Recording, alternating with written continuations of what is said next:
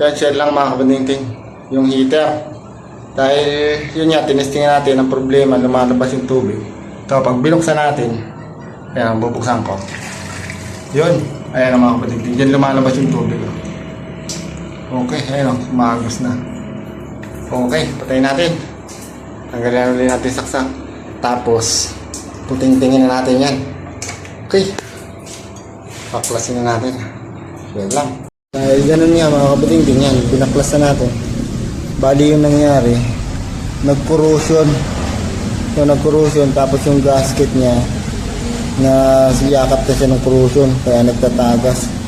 Bali lilinisan natin.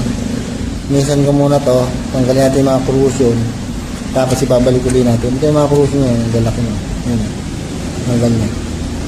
Yan, lilihain ko muna para matanggal maigi yung mga corrosion, tapos babalik na ulit natin. Yun lang nangyari. Okay, balik ko muna, tapos testingan natin. Yun, kasaksak na, nakakabit na mga kabiting, hindi sinaksak na natin. Okay, try ulit natin, buksan na natin. Okay. Yun, tumagas na dito. Yun, wala na oh. Hindi na siya naglilit. Nag-corrosion lang talaga. Yun, linis lang. Okay na. Ito yung mainit. Ito, mainit na. Okay. Try na natin. Okay, balik ko na ulit yung mga takip niya. Good na mga kabuting-ting.